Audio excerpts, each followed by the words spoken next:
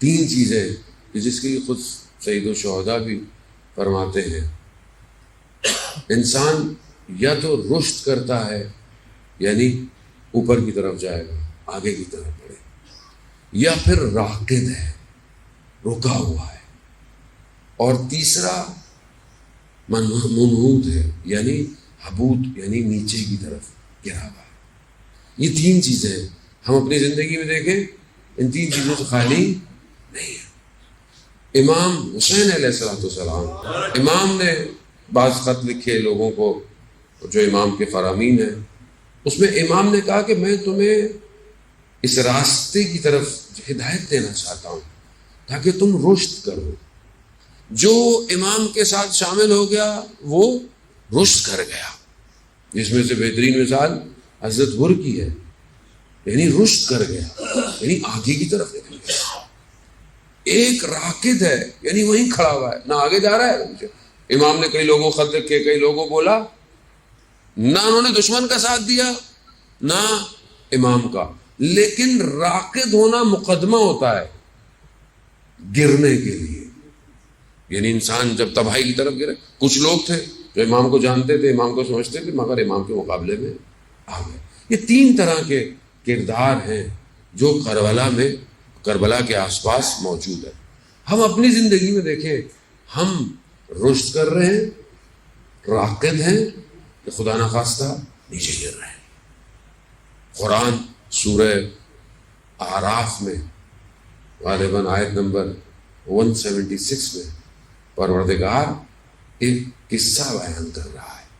حضرت موسیٰ علیہ السلام کا رشتہ دار لگتا ہے، بلم باورا، بہت بڑا عالم ہے، ہاتھ اٹھاتا ہے دعا پوری ہو جاتی ہے، ہاتھ اٹھاتا ہے دعا پوری، مگر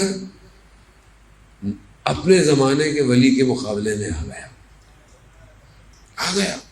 کس کے بہرحال کہتے ہیں، اپنی زوجہ کے کہنے پر، دنیا کے کہنے پر، بہرحال آ گیا۔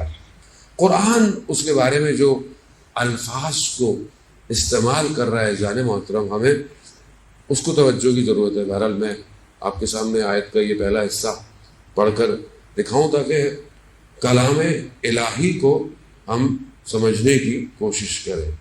پروردگار کہتا ہے کہ وَلَوْ شِئْنَا لَرَفَعْنَاهُ بِهَا، ہم چاہتے تھے کہ ہم اسے اوپر لے جائیں، رفعت دیں، ہم چاہتے تھے اسے اپنی آیتوں کے ذریعے سے اوپر لے جائیں، وَلَكِنَّهُ أَخْلَدَ إِلَى الْأَرْضِ، مگر وہ زمین پہ چپک گیا خود۔ قرآن ہے ظاہر ہوتا، ہم تو جو باتیں کر رہے ہیں ہوا میں بکھر جاتی ہے، کلام الہی ہے۔ خدا کہہ رہا ہے کہ ہم اسے اوپر لے کے جانا چاہتے تھے، مستجاب الدعویٰ تھا، ہاتھ اٹھاتا تھا دعا پوری ہو جاتی تھی۔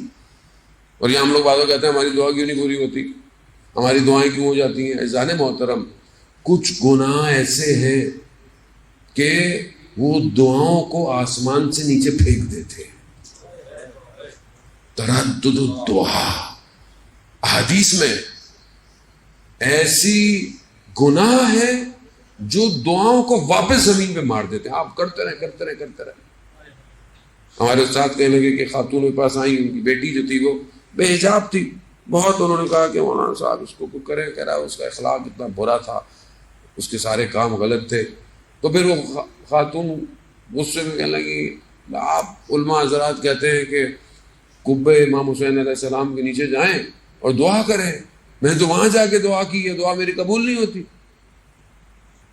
تو استاد ہمارے کہنے لگے کہ میں نے خاتون سے کہا ایک پانی شیشے کی بوتل، اس کا ڈھکن آپ بند کریں اور اسے دریا میں پھینک دیں، اور کئی مہینوں تک وہ دریا میں پڑی رہے، تو کیا اس میں ایک قطرہ بھی اندر جائے گا؟